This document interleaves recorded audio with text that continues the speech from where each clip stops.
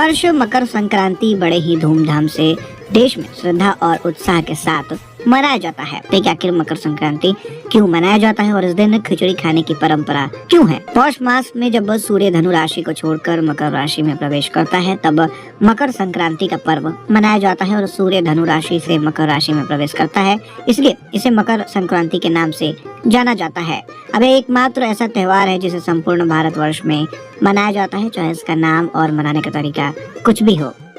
वैसे तो यह पर्व जनवरी माह की 14 तारीख को मनाया जाता है, लेकिन कभी कभी यह त्योहार 12, 13 या फिर 15 तारीख को भी मनाया जाता है, क्योंकि यह त्योहार पूरी तरह से सूर्य के मकर राशि में प्रवेश करने के दिन ही मनाया जाता है और सूर्य सामान्यतः 12, 13, 14 या फिर 15 जनवरी में से किसी भी एक दिन ही मकर राशि में प्रवेश करता है। अब यह माना जाता है कि भगवान सूर्य अपने पुत्र शनि से मिलने स्वयं उनके घर जाते हैं और शनि मकर राशि के स्वामी हैं। अब इसलिए इस दिन को मकर संक्रांति के नाम से जाना जाता है। वही पवित्र गंगा नदी का भी इसी दिन धरती पर अवतरण हुआ था, अब इसलिए भी मकर संक्रांति का पर्व मनाया जाता है। वही महाभारत में पितामह भीष्म ने सूर्य को उत्तरायण होने पर ही स्वेच्छा से शरीर का परित्याग किया था।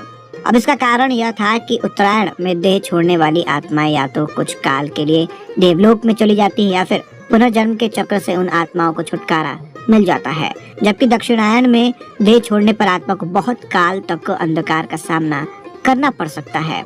स्वयं भगवान श्री कृष्ण ने भी उत्तरायण का महत्व बताते हुए कहा है कि उत्तरायण के 6 मास के शुभ काल में जब सूर्य देव उत्तरायण होते हैं और पृथ्वी प्रकाश में रहती है तो इस प्रकाश में शरीर का परित्याग करने से व्यक्ति का पुनर्जन्म नहीं होता है और ऐसे लोग सीधे ही ब्रह्म को प्राप्त होते हैं। अब इसके विपरीत जब सूर्य दक्षिणायन होता है और पृथ्वी अंधकारमय होती है तो उस अंधकार में शरीर त्याग करने के पर पुनः जन्म लेना पड़ता है। दरअसल धार्मिक कथाओं में मकर संक्रांति पर खिचड़ी खाने की परंपरा का संबंध बाबा गोरखनाथ से जोड़ा जाता है।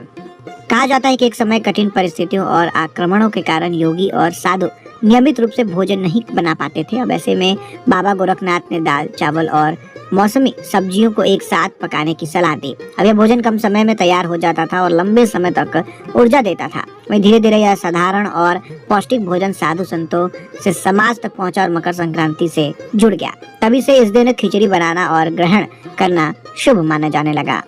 और दोस्तों इसी तरीके के और भी कई मान्यता हैं, जैसे ज्योतिष के अनुसार मकर संक्रांति पर सूर्य का मकर राशि में प्रवेश एक शुभ परिवर्तन माना जाता है। अब इस दिन किया गया दान विशेष फल देता है। खिचड़ी में प्रयुक्त चावल, दाल और घी को सात्विक आहार माना गया है, जो सूर्य को अर्पित करने के लिए उपयुक्त समझा जाता है।